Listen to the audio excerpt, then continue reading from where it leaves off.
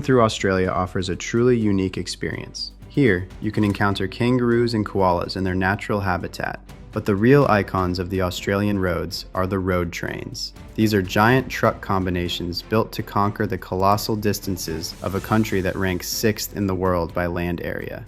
The need for these monsters, which can exceed 50 meters in length, is driven by the harsh environment. Drivers here face challenges that their colleagues in Europe or the US could never imagine. But why did Australia become the home for these giants? How do they differ from ordinary trucks?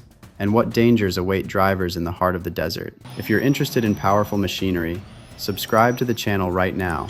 We're just getting started. Australia is vast, yet its population is only about 25 million people. Imagine a territory nearly the size of Brazil, but with fewer people living there than in Venezuela. Most of the population is concentrated in a narrow strip along the coast, while the entire center of the continent is the lifeless outback, arid deserts. However, it is there, in that vast emptiness, where the country's greatest riches are hidden: gold, ore, and endless pastures. To transport supplies in and resources out, ordinary trucks weren't enough, and building a railway across the entire continent was far too expensive and time-consuming. This logistical deadlock gave birth to a unique solution. In the mid-19th century, desert transport relied on camel caravans brought in from Afghanistan. But with the arrival of engines, everything changed. The city of Alice Springs, the very heart of the outback, is considered the birthplace of the road train. Legend has it that a local mechanic and livestock hauler named Kurt Johansson bought a discarded American tank transporter after World War II and decided to upgrade it. Previously, he could only haul 20 head of cattle per trip, but Kurt developed unique trailers with movable axles that could be hitched one after another. Soon, his system of a tractor unit pulling 3 trailers allowed him to move 100 head at a time. The idea took off instantly. Road trains began hauling everything from fuel to timber. Today, these machines are the backbone of the economy. Some units are capable of delivering over 300 head of cattle in a single trip. Kurt Johansson would surely be proud of the record set in 2006 when a single Mack truck managed to pull 113 trailers. That convoy stretched for nearly 1.5 kilometers, almost a mile. As for the trucks themselves, Australia doesn't have its own heavy-duty truck industry, so the market is shared between the US and Europe. However, due to the specific road conditions and right-hand drive requirements, a distinct style has emerged. Most often, the legendary American brands Kenworth, Mack, and Western Star take on the role of the prime mover. These are the only machines capable of withstanding the hellish heat and incredible loads while pulling a tail of 4 or more trailers. While cab-over models do exist in Australia, the majority of drivers prefer the classic bonneted trucks with the engine out front. At first glance, they look like standard American rigs, but the devil is in the details. The most striking feature is the massive steel bumper, known here as a bull bar. In the outback, driving without one is a death sentence for the vehicle. Countless wild animals, from kangaroos to feral camels, constantly cross the highways. At high speeds, a collision without this protection would instantly shred the radiator and critical mechanical components, leaving the driver stranded and alone in the desert. The second obvious difference is the right-hand drive configuration. Since Australia drives on the left, the cabs are completely re-engineered. However, the most significant changes are hidden under the hood. Even though the models are the same as those in the US, the Australian climate demands extreme cooling. The engine bays are larger to accommodate massive radiators and heavy-duty filtration systems. The fine outback dust can kill an engine in hours, making the air filters true engineering fortresses.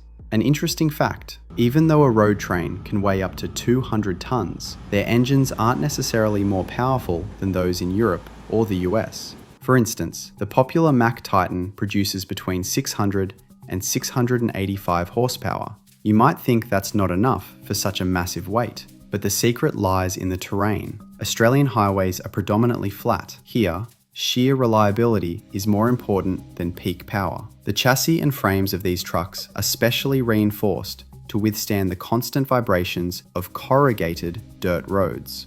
Another unique trait is the enormous fuel capacity. To cross desert regions where gas stations are hundreds of miles apart, these trucks carry upwards of 1,500 to 2,000 litres, over 500 gallons, of diesel. When fully loaded, fuel consumption is astronomical, roughly 1 litre per kilometre, about 2.3 miles per gallon. Pre-trip preparation is a ritual in itself. A breakdown in a remote area can be catastrophic. A road train can have as many as 86 wheels, and the driver is responsible for checking every single one.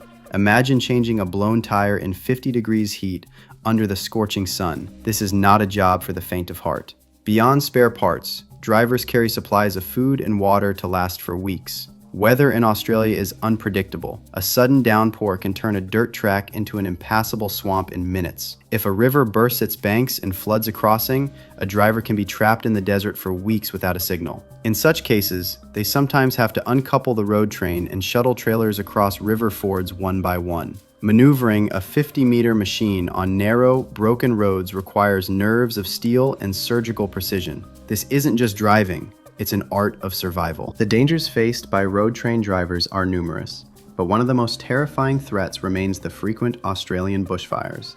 In the conditions of the Australian outback, fire spreads with incredible speed. If flames surround a vehicle, the driver has almost no chance of escape.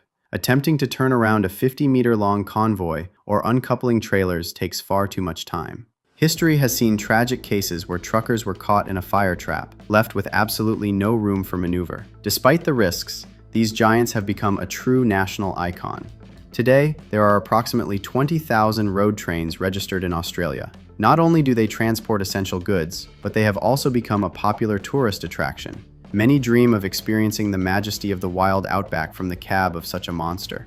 According to official regulations, the maximum length of a convoy on public roads is capped at 53 meters, about 174 feet. That is 3 times longer than what is permitted in the US or Europe. In urban areas, Australia's vehicle fleet is impressively diverse. You can find everything from the American kings of the road, Kenworth and Mack, to high-tech Europeans like Volvo and Scania, and reliable Japanese powerhouses like Isuzu and Mitsubishi. For those planning to travel Australia by car, remember, a road train weighing 200 tons can cruise at speeds of 100 kilometers per hour, 62 miles per hour. It can take up to 2 kilometers for such a beast to come to a full stop, so never cut them off or brake suddenly in front of them. Modern technology is slowly entering this rugged business. The latest rigs are equipped with electronic braking systems, and adaptive green future for these machines remains open. While Europe and North America are implementing Euro 6 standards and actively testing electric trucks, Australia still largely relies on Europe. It is hard to imagine an electric tractor capable of hauling 200 tons across the desert for thousands of kilometers. The problem isn't just the engine power. It's the total lack of charging infrastructure in regions where there isn't a single soul for hundreds of miles. It will likely take decades before the diesel legends of the outback give way to alternative energy, if it ever happens at all. Road trains are not just transport. They are the only way of survival for an entire continent where railways prove powerless against the sheer scale of the desert. They are a symbol of human resilience and engineering might. Would you ever want to get behind the wheel of one of these steel monsters and cross the Australian outback?